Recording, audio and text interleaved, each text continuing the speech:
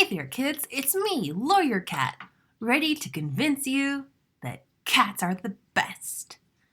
Okay, we're about to start doing our final debate for fourth grade, dogs versus cats. And today we're going to kind of preview what the format's going to look like, and then I'm going to give you a head start on how you're going to write your rough draft tomorrow. Let's look at the format. Okay, you may have seen this. I put it in the lesson plans, but if you didn't look at it, here is it now. Here is it now. Here it is now. I is. Okay. We're gonna do 3 rounds. So one thing I thought of when we did the last debate was it went kind of long, which y'all were great, like sitting still and everything. But I wonder if like 3 shorter rounds would be good. And then that's gonna give everyone a chance to speak. Because that's the other thing is I really wished that everyone could have been like the lawyer or the debater. I know some of you guys enjoyed having roles like peacekeeper or notekeeper, but I'm going to challenge you. We're at the end of the year now. I think maybe it's less intimidating to do this virtually because you can have your paper right, underneath your computer, and literally just reading it out loud is fine. Reading it with style would be best, But this way, I want everyone to have a chance. So here's how it's going to look like. Round 1 will be next Tuesday, and it's going to have its own mini question. So yes, of course, the larger debate is who is better, dogs or cats? But we're going to break it down into 3 rounds, kind of like rock, paper, scissors. Best 2 out of 3 wins. Now, even if the first 2 rounds get won by either dog or cats, we'll continue to a mercy round for Thursday. Sorry, my cat's playing with bags. That's that sound. You know what, Noelle? We're going to put that in a bonus for dogs. So, dogs, you win that round. Okay. Tuesday's mini question, who's more fun? Okay, dogs or cats? That's your mini question. Wednesday mini question, who is friendlier? Thursday's going to be who is smarter. So I tried to think of fair categories for both dogs and cats that we could argue kindly but with passion. So fun, friendly, and smart. Who wins each of those categories? And then best 2 out of 3 wins it overall for cats versus dogs. And then we are going to have guest Skype judges. So my husband, Mr. Cook, has already promised to be there on Tuesday as our judge. My mother, who was here for the last debate, will be here on Wednesday. And then my aunt and uncle will be here on Thursday. They were here for the last debate as well. And then each day we're going to have 2 students from Team Dog and 2 students from Team Cat. Now, I'll just let you know, so far the numbers are even for Team Dogs and Team Cats. I've been super proud of that. I could anticipate that possibly more people would want Team Dog, so I'm going to encourage you again. If you could see yourself debating Team Cat, go ahead and do Team Cat because I really want to fill those slots up so that it's even. And if that doesn't end up happening, we'll go from there and see. So there's already been a sign up on Google Docs that a lot of you signed up on. It's on Monday. If you haven't done it already, write in the comments on that question on Monday if you're Team Dogs or Team Cats, or you can tell me in today's live chat. Either way, just so I know which team you want to be on. Okay, tomorrow you're going to be writing your rough draft. And it's just 1 page, guys. But I want to kind of show you how to do it because we haven't really done specifically persuasive writing. So I'm just going to label this rough draft. And mine is typed because that's really easy for me to film when I do a screen cap of my laptop. But yours can be just handwritten. If you like typing it, that might be fun for you. And it should end up being about a page or a page and a half. But that's not...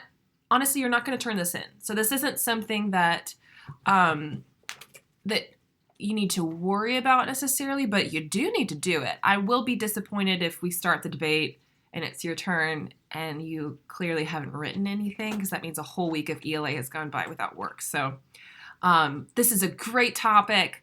I know you guys are all capable of writing really persuasive essays arguing for either dogs or cats.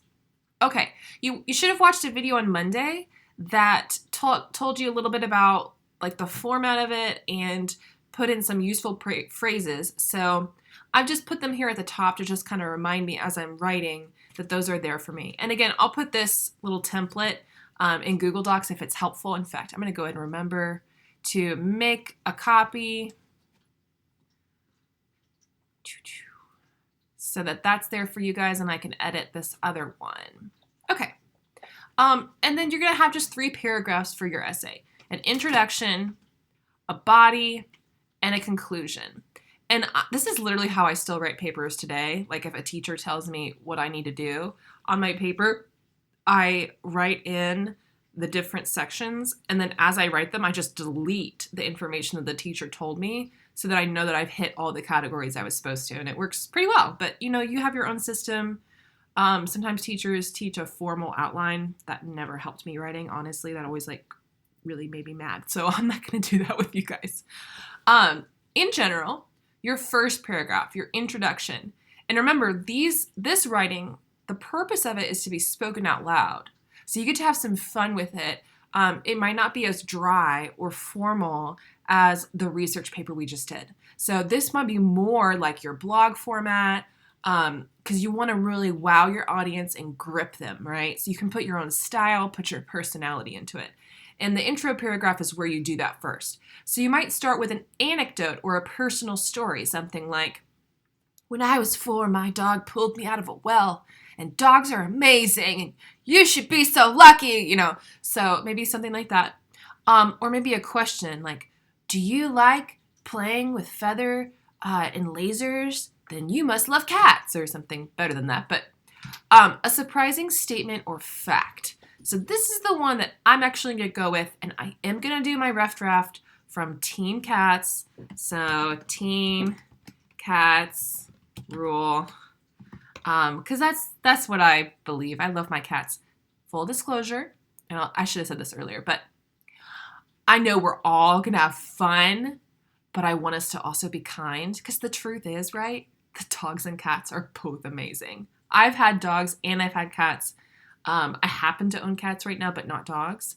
And so I really want to defend them because I feel like sometimes people don't give them a fair chance like they should.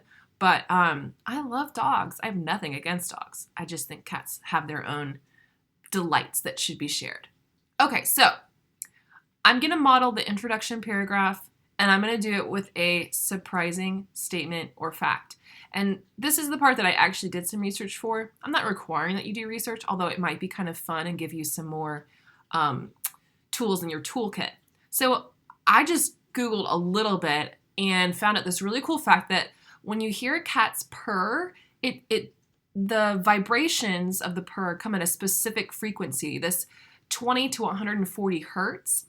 And when scientists have researched this, specifically that range has been linked to lowering stress, lowering your chance of having a heart attack, and even strengthening bones. So I'm just going to copy paste that real quick